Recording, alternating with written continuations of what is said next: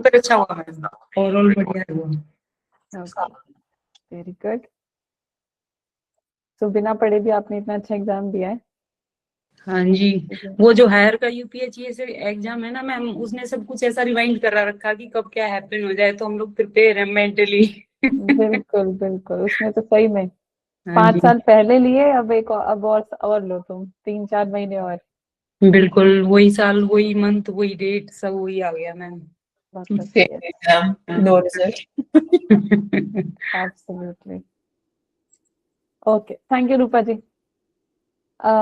अशित कुमार, आप बताएंगे, how was your exam? No ma'am, मैंने एग्जाम नहीं दिया था। अच्छा, मैं एग्जाम नहीं अलग दिया। स्टेट से हूँ, उड़ीसा से हूँ। ओके, मैम आपकी वॉइस बहुत कम आ रही है। मेरी आवाज आ रही है आपको?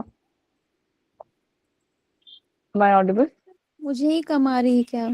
सभी को कम आ रही है?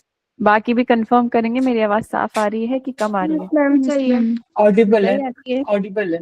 अलवीना, मैम फिर ऑडिबल। आपके उसमें कोई दिक्कत है? आप रीजॉइन करेंगे एक बार। ओके, ठीक है। अपूर्वा, आप बताएंगे। Thank you Ashit. अपूर्वा, आप बताएंगे, how was your exam? Ma'am बहुत अच्छा था। एक दिन पहले आपने जो कॉन्फिडेंस दिया था उसका भी बहुत ज्यादा असर था। Okay, thank you. पर आपकी मेहनत जितनी की थी आपने, इतने सारे नोट्स बनाना, एवरीथिंग सब काम आया। मैम लेकिन क्रेडिट गोज टू यू ना।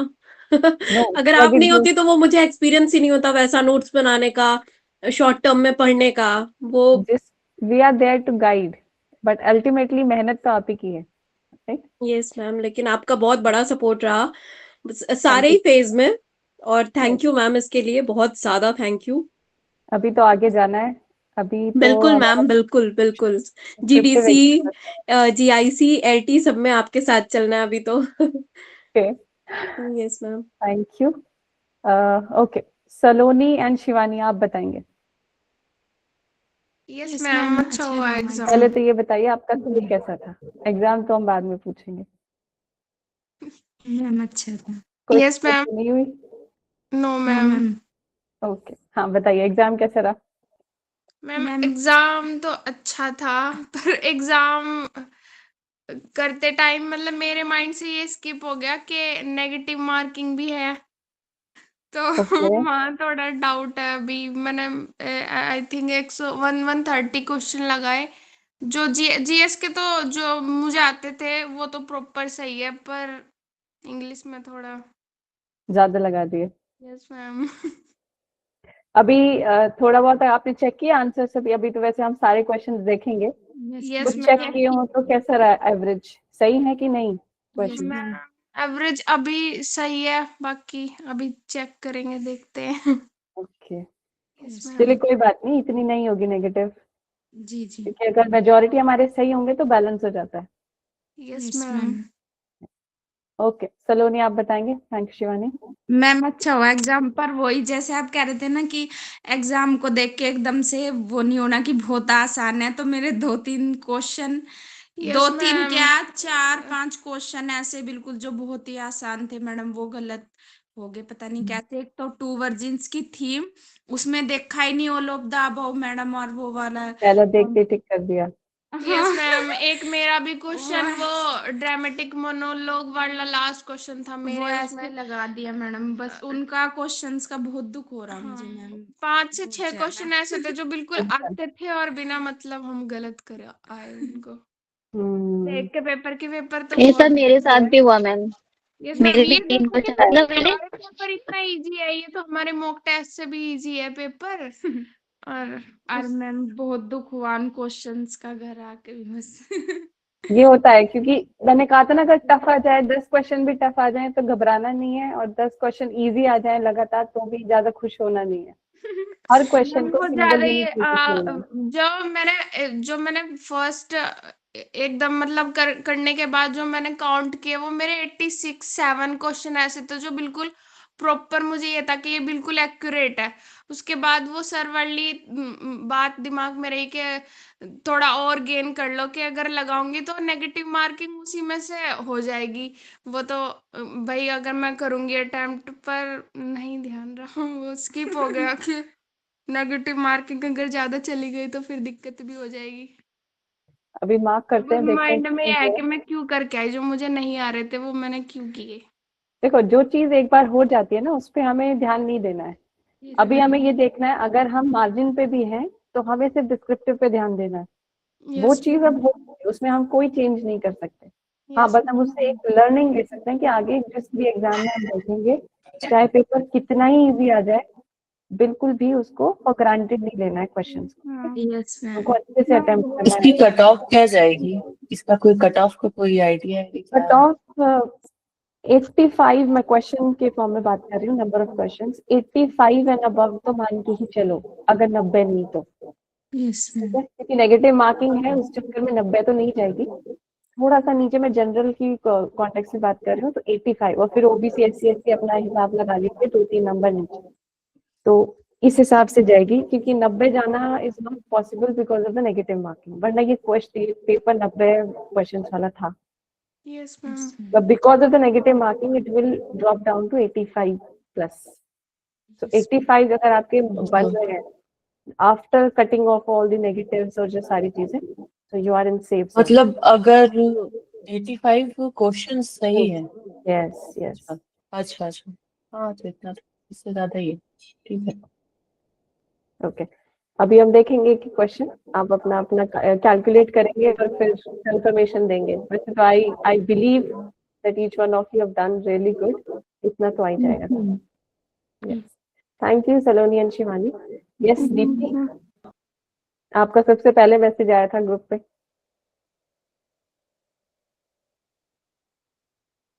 दया और रुपी है। Yes Am I audible, ma'am? Yes, you are audible. Ma'am exam तो अच्छा हुआ, वहां देख के मतलब बहुत इजी लगा। सबसे पहले वही वाला मेरे साथ भी हो गया, 2-3 मतलब इजी क्वेश्चंस गलत हो गए इजी के चक्कर में मैम। लेकिन एक बात मैं बोलना चाहूंगी, क्योंकि मैंने मैम मतलब 3 से 4 साल हो गया है, तब से मैं 2 साल से ऊपर हो गया मैं जॉब में हूँ, और मैंने मतलब अभी जस्ट प्रिपरेशन स्टार्ट की। लिटरेचर बहुत पहले से नहीं पढ़ा था, तो मतलब इतना अच्छा एग्जाम गया है आप लोगों के सपोर्ट से मतलब बिलीव नहीं हो रहा है, मतलब 100+ मेरे ऐसे ही बन रहे हैं। Excellent, wow. तो आपने मेहनत भी मैम बहुत की थी और वो आपके मॉक टेस्ट में भी दिख रहा था, मेरा बिल्कुल बहुत भी मेहनत नहीं की। मेरा लेवल, लेकिन जो है बस यही 3-4 महीने का जो भी था आप लोगों का साथ रहा, उसी से मेरा बहुत अच्छा एग्जाम गया। Very good, very good, excellent. Thank you. Yes, okay, thank you Deepti. Sunidhi, आप बताएंगे? मेरा भी ओवरऑल एक्सपीरियंस ठीक था, बट वही सेम चीज जैसे अलवीना ने बताया, जो जैसे गलती हुई उन लोगों की, तो मुझे थोड़ा सा कंफ्यूजन लगा था, क्योंकि मेरे क्वेश्चंस पढ़े ही हुए थे जितने थे, लेकिन होता है ना कि जैसे मैंने अपने पुराने जो नोट्स रखे थे वो हॉस्टल रखे थे, और मैंने नए मतलब कुछ नई चीजें बनाई हुई थी, तो कुछ जो मेरे पुराने खोजे हुए धूड़े धाड़े इधर उधर के एमसीक्यूज क्वेश्चन तो सर के मैंने एमसीक्यू से सॉल्व किए थे, या फिर कहीं के भी एमसीक्यू सॉल्व किए, तो उसका एक कलेक्शन था जो कि वहां पर, तो उसका रिवीजन मेरा हो नहीं पाया था। तो एक दिमाग में टू बी और नॉट टू बी वाला चीज थी कि ये होगा कि नहीं होगा, होगा कि नहीं, उसमें से मेरे कुछ एक दो क्वेश्चंस गलत हुए। ओके, बाकी मेरा फर्स्ट पेपर में थोड़ा क्वेश्चन गलत हो गया था, मेरे जो भी जितना मैंने किया था उसमें से कुछ क्वेश्चन मेरा फर्स्ट में जो मैंने तुक्का लगाया था, पता नहीं क्या सोच के लगाया था लेकिन वो मेरा गलत हो गया। और ओके, सब्जेक्ट में भी हाँ कुछ एक दो गलतियां हुई हैं। कुछ जो चीजें नहीं आ रही थी, जिसमें मैं बिल्कुल भी श्योर नहीं थी, वो सर ने बताया था कि नहीं लगा करना है, तो वो मैंने नहीं किया, तो ओवरऑल मेरा 100+ मार्क्स आ रहे हैं। अब very let's good, very see good. कितना होता है, क्या जाती है कट ऑफ। इतना तो आराम से, if you are 90+ you are absolutely safe, 85+ you are there, you are there कि हाँ भाई हो भी सकता है, और अगर बच्चों ने बहुत ही अच्छा परफॉर्म किया है तो हम लटक भी सकते हैं।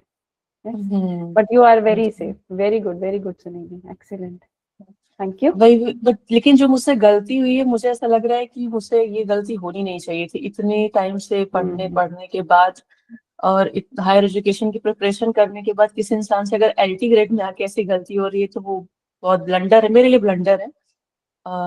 इसको तो उस पे इसको मुझे ऐसे काम करना देखेंगे है। ना कि जब भी हम किसी चीज की प्रैक्टिस करते हैं, हम जिस चीज के लिए प्रिपेयर करते हैं, ये स्पोर्ट्स में भी आप देखेंगे, जब कोई भी एथलीट प्रैक्टिस करता है ना, उसकी जो परफॉर्मेंस प्रैक्टिस में रहती है उससे कुछ कम ही उसका रियल जहाँ पे कंपटीशन होगा, चैंपियनशिप होगी, वहां पे रहता है। क्यों? क्योंकि वहां बहुत सारे फैक्टर्स प्ले करते हैं। घर में हम अपने कंफर्ट में बैठते हैं, ठीक है, जब हम मॉक दे रहे होते हैं हम अपने हिसाब से मॉक को देते हैं, किस टाइम देना है, क्या करना है। But in the examination you are in a different environment, लोग आपस में टीचर्स बात करते रहते हैं, you are in that pressure zone की टाइम लिमिट है, बहुत सारी चीजें प्ले करती हैं। तो उसमें भी अगर आप इतना परफॉर्म कर पा रहे हैं ना कि आपने 100% सोचा था लेकिन आप 90% परफॉर्म कर पा रहे हैं, that's a very good performance. तो अपने आप को वो इस तरह से गिल्ट में बिल्कुल नहीं ले जाना है, ठीक है? नहीं, हमें सिर्फ उससे सीखना है कि अच्छा आज इस बार मैंने ये गलतियां की, मैं इसमें कंफ्यूज हुई, या मुझे ये सिर्फ सीख के फिर हम उसको ऐड ऑन करना है, अपने एक्सपीरियंस में ऐड ऑन करना है। हाँ, एक चीज मेरे साथ बहुत अच्छी हुई एग्जाम में कि जैसे मेरा ओएमआर भरने में मुझसे गलती होती थी, वो गलती मैंने नहीं की क्योंकि मैंने ओएमआर में प्रैक्टिस की थी सारे वेरी क्वेश्चन गुड। पेपर की। तो वो मैं एक में मतलब 15 दिन पहले से ही निकलवा के मैंने प्रैक्टिस करना शुरू कर दिया था कि मुझसे गलती ना हो। इनफैक्ट केवीएस में भी मैंने इसी तरीके से किया था। तो जो लोग पढ़ कर गए थे झिंझिन केवीएस में, उनका मार्क्स और मेरा मार्क्स लगभग सेम है, जो कि मैंने उसके लिए कोई पढ़ाई नहीं की है। वेरी गुड, तो वेरी ये गुड। सब चीजें मेरे लिए काफी मतलब इससे मैं इसको एक तरीके से फीडबैक की तरह ही देख रही हूँ कि आगे आने वाले एग्जाम में मेरे लिए वो होगा। क्योंकि मैंने यूपी हायर एजुकेशन के एग्जाम में ये प्रॉब्लम मेरे साथ हुई थी कि मैंने आते हुए 5 क्वेश्चन में गलत ओएमआर में गलत भर दिया था, 5 क्वेश्चन, जिससे मेरे यस। मार्क्स इधर उधर हो गए। तो ये चीज मेरा तो अब ये के आपने एग्जाम लर्निंग ली, में उसको इम्प्लीमेंट किया, वेरी गुड। इम्प्लीमेंट हुआ, सो तो ये चीज मेरे लिए हाँ, ये होता पॉजिटिव है। रही। और ये वो होता है ना कि स्टिमुलेशन या सिमुलेशन में हमें प्रैक्टिस करनी बहुत जरूरी होती है, टाइमर लगा के उसी चीज से, जैसे आपने ओएमआर से प्रैक्टिस की तभी जाके हम अच्छा परफॉर्म करते हैं। तो छोटे छोटे पॉइंटर्स होते हैं जिसका हमें ध्यान रखना एग्जैक्टली। होता है। यस, बट एक वेरी चीज गुड। और मुझे एक प्रॉब्लम मैंने फेस की है, ये मेरा शायद मेंटल प्रॉब्लम है, एंजाइटी इशू में भी हो सकता है। जैसे मैंने आपको बताया था कि जब हम क्वेश्चन देख रहे थे तो मुझे वोएला ओलिविया दिख रही है, ये चीज मेरे साथ एग्जाम में हुआ है। ओके। दिमाग फिर बहुत, एक क्वेश्चन मेरा इसी तरीके से गड़बड़ा जिसको मुझे आता था। ये क्वेश्चन मैंने इसमें किया था, द हेरी ऐप वाले क्वेश्चन में। इसका आंसर मैंने पढ़ा हुआ था, मुझे आता भी था, बट मैंने वो सोचा कि ये हैरी ऐप के लिए बोल रहा है। हेरियत के लिए पूरा नहीं पढ़ा है ढंग से। हाँ, यस, हिमसेल्फ ये छोड़ गलती दिया बहुत शायद से हुई जल्दी होगी। पढ़ने पर। क्वेश्चन फ्रेम ही ऐसे किया गया है कि गलती हो, जानबूझ के क्वेश्चन ऐसे फ्रेम किया गया था। नहीं, मुझे तो पता भी नहीं था कंपैरिजन, मैंने उसका ज्ञान का पढ़ा था, ये कंपैरिजन नहीं पता था, बट मुझे वो रिलेटेबल आंसर लगा ही नहीं।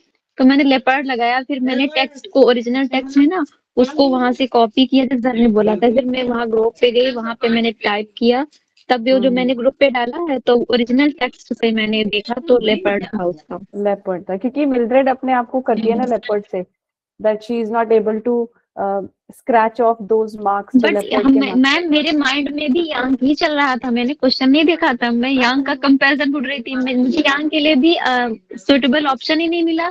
यांग के मैं यांग का कंपैरिजन लगा के आऊँ लेपर्ड, मैंने घर आके देखा कि वो उसमें मिल्ड्रेड का कंपैरिजन पूछा है। ये सेम चीज मेरे साथ हुई थी। तो मैंने क्या हुआ कि एक ही बिरादरी के हम मक्खियों चिंपैंजी सब मक्खी बट यही लगा सही लगा हो के गया, आप। बट आंसर सही हो गया, बस ये है। मैंने लगाया पहले, बट मैंने लेपर्ड ही लगाया है। यस। मैम सेम यही अलवीना आप मेरे भी बताएंगे? हाँ दीप्ति।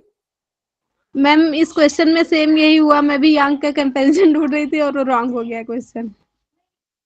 कोई बात नहीं, वो सेट ही इसीलिए किया गया था, एक क्वेश्चन का तो हम दे सकते हैं भली, लेकिन अभी इससे हमें सीखते रहना है। जितने भी हमारे क्वेश्चंस गलत हुए हैं ना, किसी भी कॉन्टेक्स्ट में हुए, आपने क्वेश्चन ठीक से पढ़ा नहीं, या एक्साइटमेंट में जैसे सलोनी के साथ हुआ कुछ और आंसर लगा दिया, तो ये सारी चीजें हमें सीख के चलनी है, इससे फीडबैक लेना है और आगे एग्जाम में ये रिपीट नहीं करना है। ठीक है? यस, अलवीना आप बताएंगे, how was your exam overall? Ma'am मेरा तो मैम बता दिया, जीएस में भी मेरा सही गया है, मैंने 19 किए थे, उसमें 4 गलत है। बाकी उसमें भी मैंने मतलब ध्यान से करा, जो बिल्कुल नहीं आ रहा था उसको छुआ नहीं। जैसे स्टेटमेंट मैंने लास्ट टाइम मैंने रिवीजन ही नहीं किया, स्टेटमेंट कोई पढ़ा ही नहीं, तो वो क्या हुआ, मुझे कोई स्टेटमेंट नहीं आ रहा था, बट जो वो था उसका ऑल फॉर लव का, उसमें मैंने कुछ ऐसे किया कि कौन कह सकता है जेलेसी के बारे में, तो एलेक्सा, तो वो मैंने अपनी रीजनिंग से किया, वो मुझे आता नहीं था, बट एक शाल वो वाला गलत हो गया, वो शार्लॉक वाला। ये अप्लाई करना होता है एग्जाम में ना, कि और हमें मैंने जितने कॉन्फिडेंस से सही आंसर लगाया, उससे कहीं ज्यादा कॉन्फिडेंस से मैंने 3 क्वेश्चन इतने कॉन्फिडेंस से गलत किए हैं कि मेरा ये तो सही होगा। मैंने सेटिंग उसकी मैकबेथ की डेनमार्क, एकदम 100% श्योर, जबकि वो हैमलेट अरे की है। बाप रे, दूसरा ये उसका ऑल फॉर लव का हीरो, उसने मार्क एंटनी लिखा था, मैंने कहा मार्क तो उसका फर्स्ट नेम है ही नहीं। तो नन ऑफ द अबव लगा दिया क्योंकि फर्स्ट नेम पढ़ा नहीं था उसका, फर्स्ट पूरा सिर्फ एंटनी नहीं पढ़ा था। मैंने कहा मार्क तो उसका था ही नहीं फर्स्ट नेम वो गलत किया। और एक और, मतलब इस पे तो हंसी आ रही, खैर बाकी तो जो थे वो तो मतलब मैंने मैम सिर्फ 6 क्वेश्चन छोड़े थे, उसमें मेरे कुछ गलत, फिर भी मेरे मैम 112 अब मेरे हिसाब से बन रहे हैं, बाकी अभी देखते हैं। वेरी गुड, 112 माइनस मार्किंग करके तब।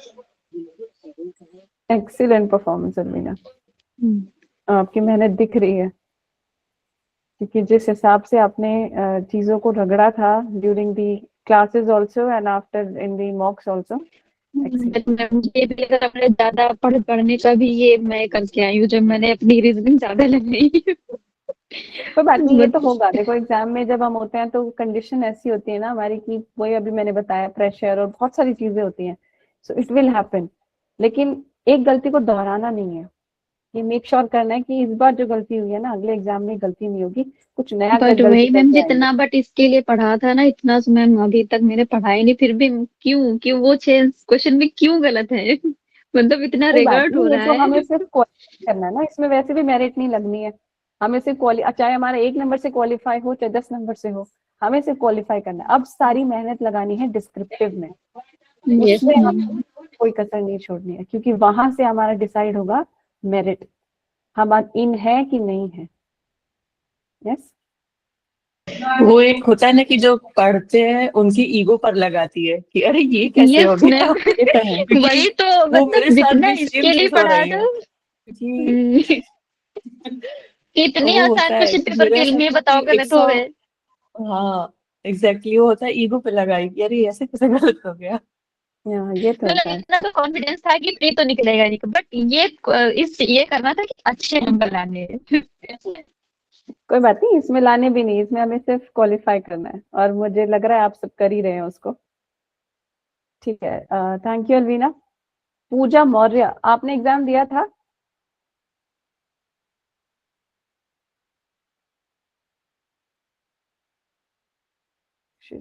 रश्मिता, आपने दिया एग्जाम? नहीं मैम। नहीं दे, ओके। सरिता जी, आप बताएंगे? Good evening ma'am.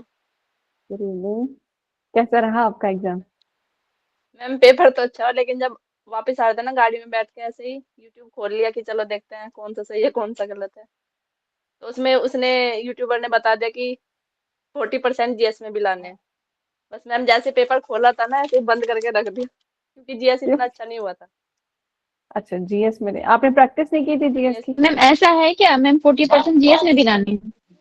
तो मुझे ये फिर मैंने सुनिधि नहीं, मैम से ऐसा क्लियर नहीं है, किया ऐसा नहीं है। फिर ऐसा नहीं है मैम, ऐसा नहीं है।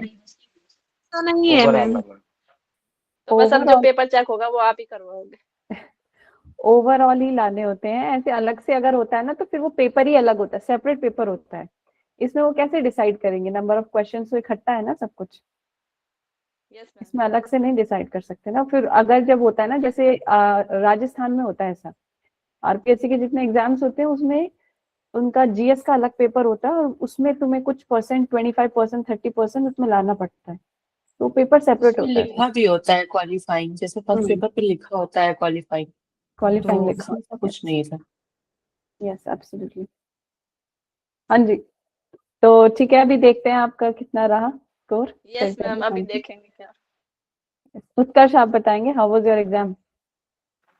मैम एग्जाम पेपर तो सही आया था मैम। मेरे क्लासरूम में घड़ी नहीं लगाए थे, तो लास्ट में जब बचता है ना, पेपर अच्छा गया था। 113 अटेम्प्ट किए थे सब्जेक्ट में। मैम 101 एक या दो क्वेश्चन लगभग सही भी थे, लेकिन जब हम गोला भरने चले तो 74 से हम 75 वाला भरने लगे, तो लगातार मेरे 9 क्वेश्चन गलत हो गए जो मतलब सही थे। अरे बाप रे। उसके बाद ओके। उसका उसका ये हुआ कि 1/3 मार्किंग थी, तो मतलब मेरा टोटल डिडक्ट 12 हो गया। फिर भी मैम 87 पॉइंट मतलब 87 या 88 के 87.33 प्रयास लगभग आ रहा है। तो हाँ, मैम प्लस बिल्कुल लाइन में है, कोई दिक्कत नहीं है। ब्लंडर हुआ भी पर मैम मैम मैंने एप्लीकेशन भी वहाँ दिया कि मतलब पीसीएस की गाइडलाइन है कि वहाँ पे घड़ी लगना चाहिए। मैं एनालॉग घड़ी लगा के गया था, लेकिन वहाँ पे निकलवा दिए थे। गोरखपुर में मेरा सेंटर था, और जो भी मेल वेल करना था मैंने किया है। लेकिन अब जो क्योंकि वो अंदर में भी हमने कहा कि घड़ी लगा दीजिए सर, और हम कई लोगों से संपर्क किए, सबके यहाँ शायद घड़ी लगी भी थी कुछ, लेकिन हमारे कॉलेज में नहीं लगाए थे। तो उसमें हम थोड़ा अंडर प्रेशर आ गए, तो उसमें ओएमआर भरने में गलती हुई। ये देख, अब ये उत्कर्ष का एग्जाम्पल ले लीजिए। अब ये चीजें हमारे हाथ में नहीं है कि वहाँ किस हिसाब से क्या चीजें होंगी, right. But you did good Utkarsh, आपने अच्छा किया है। अगर 87 के आसपास बन रहा है, अभी हम और आंसर की नहीं मैम, वो टोटल तो मेरा मतलब 103 अपने सब्जेक्ट में था, मतलब 101 करीब था। जो 2 कंफ्यूजन है अभी वो क्वेश्चन छोड़ के, और बाकी 7-8 क्वेश्चन लगभग जीके जीएस में सही हुए थे। तो मतलब ठीक ठाक स्कोरिंग थी, लेकिन हो वही जाएगा। गड़बड़ होने के कारण ना, तो मतलब और उसके बाद मतलब उसमें डिडक्ट भी हुआ, और भी मतलब मेरे गलत हुए थे जो पर्सनली आ नहीं रहे थे। वो तो ठीक है, वो उसको एक्सेप्ट करते हैं, लेकिन ये वाला थोड़ा सा ज्यादा मैं कर दिया। कोई बात नहीं, बट यू डिड गुड कि इतने प्रेशर और इतनी सारी चीजें होने के बाद भी आपने बहुत अच्छे से, हिम्मत नहीं आ रही, और लास्ट तक आपने किया पेपर को। Very good. नहीं मैम, मेरा जब उतना जब गलत हो गया ना, तो थोड़ा सा दिक्कत हुआ। तो मैं पेन चला रहा था, तो मैं वो गोला हाथ उसके भी था। बाद वो तब भी मैं फिर मतलब फिर हुआ, फिर थोड़ा ध्यान से किए। लेकिन ये था कि हमको लगता है कि घड़ी बहुत थोड़ा जरूरी होती है इन सब पेपर में। बाकी पेपर बहुत ये तो है, आसान था ऐसा, बिल्कुल।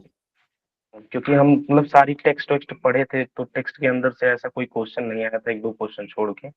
बाकी पेपर बहुत हल्के लेवल का बनाए थे, ऐसा कोई ये पीसीएस का पिछली बार लेवल से नहीं। इजी था पेपर, पिछली बार से बहुत काफी मतलब इजी था मैम 2018 के यहाँ मुकाबले। तक कि मैम हम क्लास में भी कहते थे कि मेरी ग्रामर कमजोर है, लेकिन ये लास्ट ग्रामर से मतलब डायरेक्ट ग्रामर के क्वेश्चन तो कोई क्वेश्चन था आए ही भी नहीं नहीं। थे। मेरा एक सिंगल क्वेश्चन गलत हुआ था, बाकी मैं लगभग इलिमिनेट करके, आपका जो वीडियो देखे थे सर बताए थे इलिमिनेशन मेथड, तो उसको देख करके थोड़ा सा इलिमिनेट करके हम कर लिए थे। वो लगभग सही भी हो गए थे, कोई उसमें दिक्कत नहीं हुई थी। लेकिन ये है कि मैं भरने में थोड़ा सा मैं ज्यादा दिक्कत हो गया। राइट। तो इन चीजों का भी हमें बहुत ध्यान रखना होता है, कब कहाँ क्या समस्या आ नहीं जाए। मैम, ये दोनों मैम वहाँ का मैनेजमेंट सिस्टम वहाँ की गलत की है ना, क्योंकि कई लोगों से पूछे तो उनके यहाँ लगा था क्या। अब पता नहीं इसमें से कोई बताएगा कि मतलब किसी के क्लासरूम में लगी हुई नहीं थी, लगा। मेरे रूम में घड़ी थी। मेरे रूम में भी थी सर। लगी होती है, लगी होती है सब मैम, रूम्स में लेकिन लेती हमारे यहाँ भी नहीं थी। कानपुर में सेंटर गया था, हमारे यहाँ नहीं थी। है। अच्छा, ये वही है ना, सेंटर टू सेंटर डिपेंड करता है। किसी मैम एक सेंटर तो से कुछ कुछ। बच्चे जैसे कलेक्टिव आवाज उठाते हैं ना, तो उसमें हम वो लगवाने के लिए मजबूर भी होते हैं वहाँ पे। लेकिन 1-2 लोग से कहे, फिर मतलब हम कहे कि हम पेपर देने आए कि यहाँ कुछ क्या ही कर सकते हैं, जो करेंगे वो वही करेंगे वो लोग। इसमें अच्छा, ऐसी सिचुएशन में और क्या कर सकते हैं हम, कि घड़ी नहीं लगी है अगर, और मैम मैं हमारी घड़ी घड़ी अपना खराब है। लेके गया था वहाँ चेकिंग पोस्ट पे। हम उनसे बोले कि सर कमरे के अंदर घड़ी नहीं लगी होगी तो दिक्कत होगी, क्योंकि एक सर थे उधर, वो भी बताए थे कि घड़ी ले जा सकते हो, पिछली बार के जीआईसी में सिलेक्टेड है। तो ओके। वो बोले कि ले जा सकते हो, तो वो हम लेके गए थे। लेकिन वहाँ गेट पे मेरा मतलब बैग जमा करने के बाद, मोबाइल जमा करने के बाद गेट पे उतार दिए वो जो सिक्योरिटी गार्ड थे। तो वो बोले अंदर अंदर आपको मिलेगा, टाइम देखने को मिलेगा ये। तो उसके बाद जब मैं कमरा नंबर 16 में मैं इंटर कॉलेज में घुसता हूँ, तो वहाँ देखते हैं कुछ ऐसा कुछ सिस्टम नहीं था। तो ऐसी इसमें मैम ये कर सिचुएशन में सकते हैं हाँ क्या कर कि हम सकते जो हैं? वो ड्यूटी पे रहते हैं ना, सर मैम रहते हैं, उनसे टाइम पूछते रहते हैं। मैम मैंने मेल बिल्कुल भी किया है, यूपीपीसीएस को मेल भी किया है, लेकिन अब यहाँ पे भी जाके जो इलाहाबाद में है मेल का क्या वही है करने ना को कि बोले। कब आएगा आंसर, कुछ पता नहीं है उनका। ये और ऑफिशियल ये काम ऐसे मैम ही होते हैं इस उसमें बेल नहीं होता है, जैसे जहाँ पे ना घड़ी कुछ नहीं नहीं था होती है वहां वो। पे 1 घंटे की इंटरवल में वो बेल आता है, 1 घंटा हो गया, कभी कभी होता है। जैसे 24 में शायद जो नेट का पेन पेपर मोड जो हुआ था, उस टाइम पे भी जहाँ सेंटर था मोस्ट ऑफ द जगह पे घड़ी नहीं था। एक तो आपको चेकिंग के टाइम पे आपकी जो पर्सनल जो वॉच होती है वो निकाल देते हैं, और कई सेंटर पे होता भी नहीं है वॉल क्लॉक। तो वो हम बेल के थ्रू उसे हम आइडेंटिफाई करते कि 1 घंटा हो गया, 2 घंटा हो गया, ऐसे नहीं, करते थे। नेट के एग्जाम में दिक्कत क्या नहीं होती, क्योंकि वहाँ निगेटिव मार्किंग नहीं होती। अगर हमारा 9 क्वेश्चन गलत हो गया तो ये उम्मीद रहती है कि 3-4 हमारा सही भी हो सकता है, उसमें 2-3 सही भी हो सकते हैं। इसमें क्या बिल्कुल है कि अगर सीक्वेंसिंग गड़बड़ा गई, लगभग बी बी ऑप्शन ये 3-4 लगातार कंटिन्यूअसली बनाए थे, उसमें अगर एक एक भी इधर उधर हुआ तो फिर आदमी सारा पूरा सिस्टम सब इधर अगले उधर हो 10 के जाता 10 है। गलत तो हो जाते हैं, बिल्कुल ये सही बात है। हाँ, तो मैम तो नेट वेट में हम्म, तो ऐसे भी नहीं किसी को पता रहता कि मेरा निकलेगा कि नहीं निकलेगा। ये अंतिम जब तक आदमी क्वेश्चन पेपर नहीं मैच करता कि कितने सही क्वेश्चन किए हैं हम्म, या क्या किए हैं, वो नहीं पता चलता पेपर से निकलने के बाद। लेकिन ये सारे एग्जाम में तो होना चाहिए, क्योंकि पीसीएस कराता है, अच्छे से होता बिल्कुल। है। तो रश्मिता, क्या होता है ना कि कुछ ऐसे सेंटर्स होते हैं जहाँ पे, जैसे अभी उत्कर्ष ने बताया, घड़ी नहीं थी, है ना, और अपूर्वा के सेंटर पे भी घड़ी नहीं थी। तो कुछ ऐसे सेंटर्स होते हैं जो बिल्कुल आउटस्कर्ट्स में होते हैं, या वहाँ पे ज्यादा इन चीजों पे ध्यान नहीं दिया जाता, जहाँ ना घड़ी होगी। घड़ी के साथ साथ आप ये भी मान के चलिए कि वो घंटी भी नहीं बजाते हैं, क्योंकि ये मैम मैम घंटी भी कुछ नहीं डिस्क्रिमिनेशन नहीं, उसी के बजाते, और साथ ऊपर होता से है। वो जो स्कूल था जहाँ सेंटर पड़ा था, वो ऐसा लग रहा था कि 50 साल से बंद है, भूत बंगला है पूरा। मैम आप ये बहुत बताइए, मैम बुरी स्थिति थी। आप ये सोचिए कि जो व्यक्ति क्वेश्चन पेपर सॉल्व कर रहा है, वो बार बार उनसे टाइम पूछेगा। अगर वो टाइम पूछेगा तो कितनी बार बताएंगे, एक व्यक्ति कितनी बार पूछ सकता है। तो वो लोग को भी पता, 50 पन्ने का दे दिया जाएगा, 40 बार साइन साइन कराने आएंगे कि यहाँ साइन कर दो, वहाँ साइन कर दो, वहाँ साइन कर दो। कोई मतलब नहीं बिल्कुल। रहता कि सब पहले करा लेना चाहिए। लेकिन सब हम्म। सिस्टम, इससे अच्छा तो रहता है कि वो कंप्यूटर सीबीटी मोड रहता है बट तो। आपका अच्छा है सर, उत्कर्ष सर, आप सही है, आप हाँ, समझ मैम के चीज 87 मैंने मतलब बोला ना, इलाहाबाद 87। यूनिवर्सिटी, मार्क्स आपके इलाहाबाद अच्छे यूनिवर्सिटी हैं। से मैम जो भी पढ़ा है ना, उसका सबका पेपर अच्छा गया होगा, क्योंकि टोटल सिलेबस वहां से मैच्ड है। पूरा उसमें पूरा, यस, हम्म। एग्जैक्टली। उसमें राजू पारगी सर, स्मिता मैम, सब लोग इतना अच्छा पढ़ाए हैं उसको, लाइन टू लाइन, किसी को कोई समस्या नहीं है। हम लोग मतलब उसमें डीपर भी क्वेश्चन करते तो हम लोग इतना मतलब थे कि उसका जवाब दिया जाता, और डीपर लेवल पे ही तैयारी कर डाले थे। उसमें एक एक टेक्स्ट लेके ये वो करना, ये, और फिर मैम और सर के सारे नोट्स मतलब कई बार अपना रिवाइज वाइज करके जो बनाए बनाए थे अपना करना। तो अच्छा हो मतलब एक दो प्ले को छोड़ कर, प्ले क्योंकि मैम हम नहीं पढ़ पाए थे, वो पूरा टेक्स्ट मतलब वैसे ही जो जनरली, क्योंकि बहुत सा टेक्स्ट राइटर कवर करना था। तो और उसके बाद देखिए सर पोस्ट आपका सब ये कॉलोनियल मेंस में कॉलोनियल। काम आएगा सर, बिल्कुल मेंस मैम में आएगा। जब काम आएगा देने सर। को पाएंगे, मैम जब देने को मिलेगा तब ना, तो अब चल रहे हैं जीआईसी पे ही। दे पाएंगे सर, पॉजिटिव रहिए। नहीं, पहले से पहले ये नहीं सोचना है ना कि दे पाएंगे कि नहीं। हमारे हाथ में अगर दो चीजें हैं, हम सोच यस सकते हैं खुद अच्छा या बुरा, तो हम बुरा क्यों सोचें अपने लिए?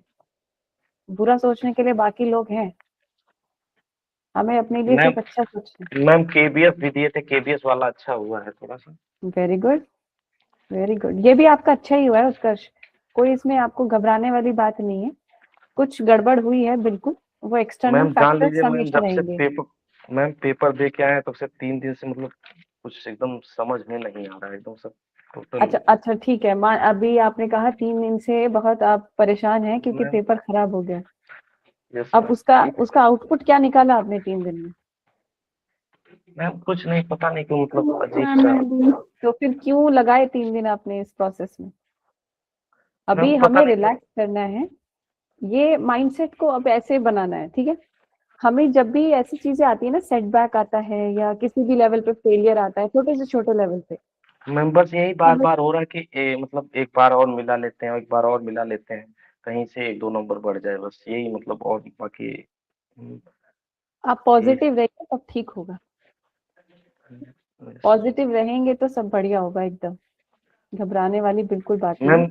हमको लेकिन लगा मैम, पेपर करने से ज्यादा मैम पेपर बैठने का तरीका या वहाँ पे पेशेंस, मतलब अपना जो मेंटल प्रेशर उसको हैंडल करने की पावर अच्छी होनी चाहिए। हमेशा यही होता है, एग्जाम उसी का अच्छा जाता है क्योंकि तैयारी लगभग लगभग सभी की एक जैसी होती है, 19-20 का और फर्क होता है।